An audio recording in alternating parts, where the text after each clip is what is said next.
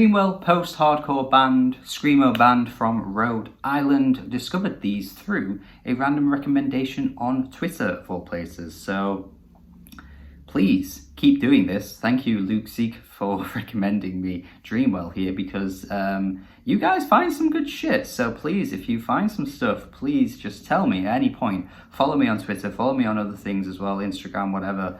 And just give me recommendations, because you guys find some fantastic stuff. And this is not an exception to that rule, as Dreamwell here, Modern Grotesque is their sophomore album, and I think it's great. I think anyone that likes this genre of music, post-hardcore, screamo, anything like that, you are going to love this, because it just ticks all the right boxes. Similar to that Baghdadski Vor album from last year, not necessarily reinventing the wheel, but just does a sound and style so well, and just makes for a really great tight listen front to back. Not one track feels out of place, not one track feels like filler. There's a few tracks that go into a more like an interlude direction, but they really just set the tone for the next track anyway. So yeah, there isn't really much to say in regards to this album in terms of major negatives. Intense as hell at the start with the vocals that sound like they're screaming into a kitchen. The recording quality here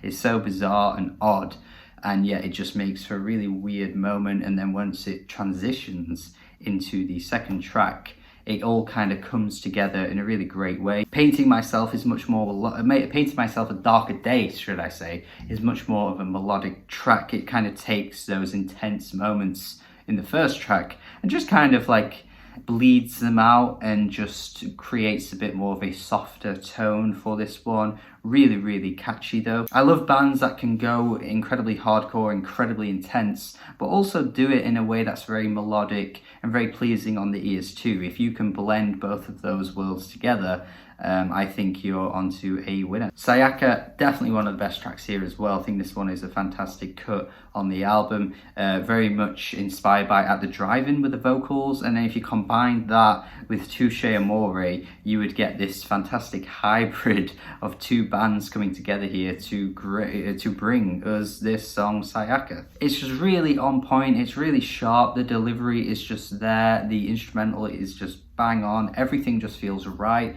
the production is really clean as well. Just a really, really well put together track on an album that just feels very cohesive, and the band clearly knows how to put these songs together and make them really, really pop. Going on from there as well, you've got a Crouching Tiger that waits for prey that never comes. Just the same positives I've been throwing on this album up until this point. Really good track once again, really stands out. Each track just has these moments where they stand out in a really great way. You've got these like post-rock sort of inspired guitar tones on this thing, the little passages as well. You got like the shoegazy elements, just everything really comes together in a great way. They're just really, really blending all their influences together to make a really star quality album. I like the song Plague Father Vermin Son. Yeah, Plague Father Vermin Son. Really good track here, takes a bit of a different direction. As I said earlier as well,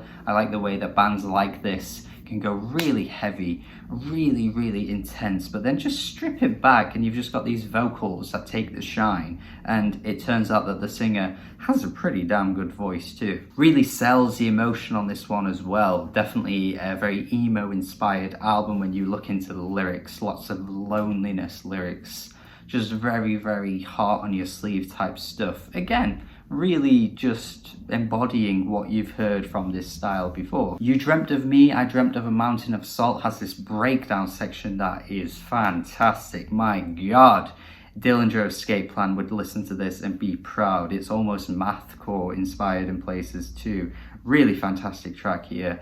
Definitely one of my favorite moments once again, but for different reasons to why Plague Father Vermin Son is one of my favorite moments, and a different reason for why Sayaka is one of my favorite moments as well. These tracks offer different things, and yet they're all pretty damn good for what they do. So yeah, an album that shows a lot of variety, a lot of versatility in this subgenre of metal, you could call it.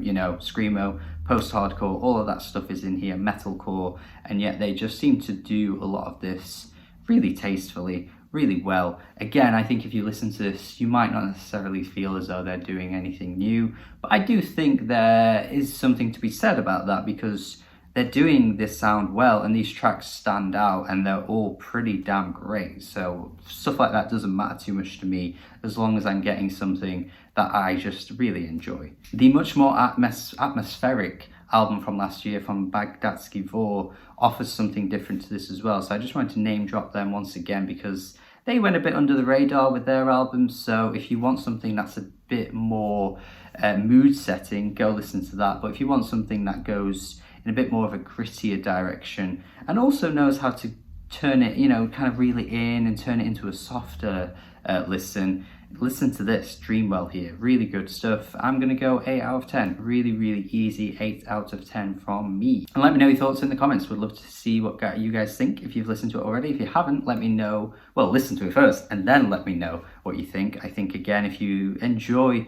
this style of music, there's not really much to be said about this album in terms of where it goes wrong, because it is really good. And it's a shame I didn't get to it a little bit earlier, because this is actually a February release, so I could have put it in my February highlights video, but I did end up missing that cut-off date, sadly. But still, great listen here, really good stuff, definitely a year-end list contender.